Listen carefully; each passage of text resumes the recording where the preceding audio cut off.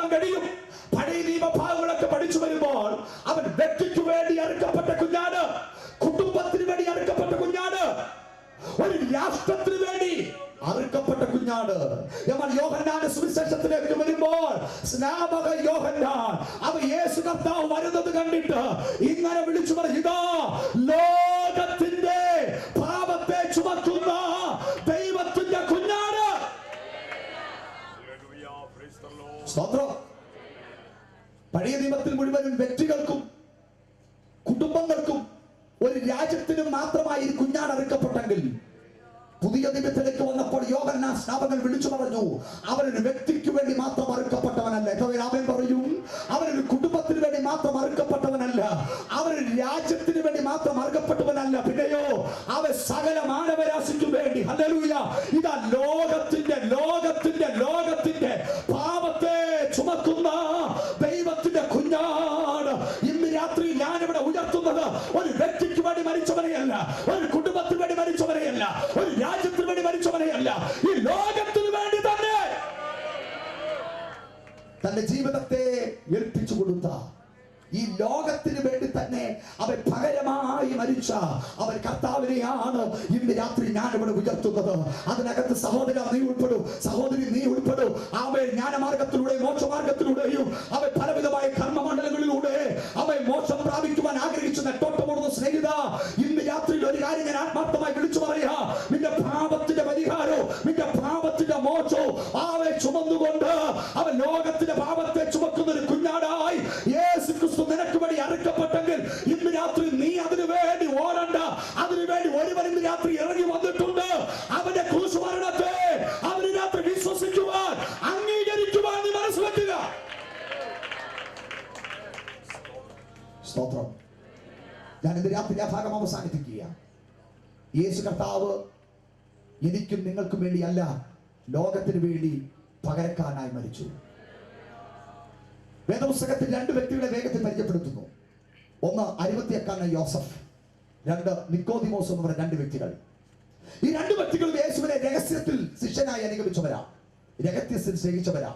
എന്നാൽ യോഹന്നാന്റെ സുവിശേഷം അവസാനത്തെ അധ്യായങ്ങളിലേക്ക് കടന്നു വരുമ്പോൾ 19-ാമത്തെ അധ്യായം 38-39 വാക്യങ്ങൾ കടന്നു വരുമ്പോൾ രഹസ്യത്തിൽ ശിഷ്യനായിരുന്ന അരിമത്ഥ്യക്കാരനായ യോസഫും നിക്കോദിമോസും ഒക്കെ പരസ്യത്തിൽ യേശുവിന്റെ അടുക്കലേക്ക്, കല്ലറയിലേക്ക്, കർത്താവിന്റെ ശരീരത്തിന്റെ അടുക്കലേക്ക് സുഗന്ധവർഗം പൂശുവാനും ആ ശരീരം പീലാത്തോസിനോട് ചോദിച്ച് അനുവാദം വാങ്ങി കല്ലറയിൽ അടക്കം ചെയ്യുവാനും ഒക്കെ പരസ്യത്തിൽ രംഗത്തിലേക്ക് വരുന്നത് കാണാം. എന്താ അങ്ങനെ വരുവാൻ കാരണമെന്നറിയാമോ? അവൻ ആ തൊട്ടു മുമ്പുള്ള വാക്യങ്ങളാണ് യേശുവിന്റെ ക്രൂശുമരണം നടന്നത്, യേശുവിന്റെ ക്രൂശുമരണം സംഭവിച്ചത്. അരിമത്ഥ്യക്കാരനായ യോസഫിനും നിക്കോദിമോസിനും ഒരു കാര്യം മനസ്സിലായി, അവൻ പാപം അറിയാത്ത, പാപം ചെയ്യാത്ത, പാപമില്ലാത്ത യേശു ഞങ്ങൾക്ക് വേണ്ടി കൂടിയാ ക്രൂശിക്കപ്പെട്ടത്, ഞങ്ങൾക്ക് വേണ്ടി കൂടിയാ മരിച്ചത്. അതുകൊണ്ട് ഈ രഹസ്യത്തിൽ അവനെ ആരാധിച്ചാൽ പോരാ, രഹസ്യത്തിൽ അവനെ സ്നേഹിച്ചാൽ പോരാ, അവൻ പരസ്യമായി ഞങ്ങളുടെ ജീവിതത്തെ ദൈവകരത്തിൽ സമർപ്പിക്കണം. ഇന്ന് രാത്രിയിൽ എനിക്ക് നിനക്ക് വേണ്ടി പരസ്യയാഗമായി തീർന്ന കർത്താവിന്റെ സന്നിധിയിൽ പരസ്യമായി നിങ്ങളെ തന്നെ സമർപ്പിക്കുവാൻ, പരസ്യമായി നിങ്ങളെ തന്നെ ഏൽപ്പിക്കുവാൻ ഈ രാത്രി എത്ര പേര് ഇതിനകത്ത് ആഗ്രഹിക്കുന്നുണ്ട്. അവ എല്ലാ കണ്ണുകളും ഇന്ന് രാത്രി അടയട്ടെ, എല്ലാ കണ്ണുകളും ഇന്ന് രാത്രി അടച്ചുകൊണ്ട് അവൻ ദൈവത്തിന്റെ പരിശുദ്ധാത്മാവ് ഇന്ന് രാത്രി ഇടപെട്ട് അവൻ ദൈവ ശബ്ദത്തിന് മുൻപിൽ ഇന്ന് രാത്രി ഒരു നിമിഷം സമർപ്പിച്ചുകൊണ്ട് ഹല്ലേലൂയ, ഹല്ലേലൂയ, ഹല്ലേലൂയ. നിനക്ക് വേണ്ടി കാൽവരി ക്രൂശിൽ യേശു മരിച്ചെങ്കിൽ വീണ്ടും നീ അവനെ പാപം ചെയ്ത് ക്രൂശിക്കരുത്. അവൻ പിശാചിന്റെ കയ്യിലേക്ക് വീണ്ടും നീ അവനെ പോയി വീണ്ടും അവനെ ക്രൂശിക്കുന്നവനായി തീരരുത്. ഇന്ന് രാത്രിയിൽ അവൻ യേശുവിന്റെ സ്നേഹത്തിന്റെ ആഴത്തെ അവൻ തിരിച്ചറിയുവാൻ കഴിയുന്ന ദൈവമക്കൾ ഒരു നിമിഷം ദൈവത്തിന് എഴുന്നേറ്റ് നിന്നാട്ടെ, ഒരു നിമിഷം എഴുന്നേറ്റ് നിന്നാട്ടെ. ഈ മുടങ്ങി പോകരുത്. യേശുവിന്റെ സ്നേഹത്തിന്റെ ശക്തി അവൻ ഈ രണ്ടാമത്തെ രാത്രിയിലും ഇതിനകത്ത് ചലിക്കുന്നുണ്ട്, ഇതിനകത്ത് ചലിക്കുന്നുണ്ട്, ഇന്ന് രാത്രി ചലിക്കുന്നുണ്ട്.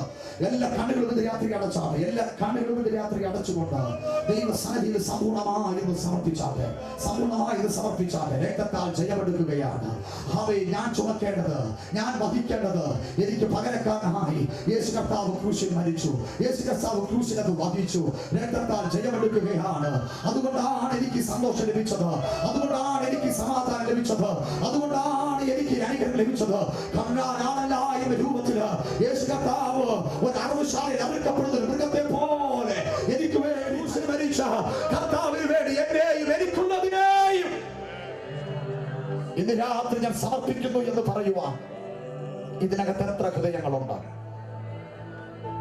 ശ്രേഷ്ഠതയെന്ന് കണ്ടുകൊണ്ട് ഇന്ന് രാത്രിയിൽ ഒരാഴമായ സമർപ്പണത്തിലേക്ക് നീ എത്തപ്പെടുവാൻ ദൈവാത്മാവ് ആഗ്രഹിക്കുന്നു.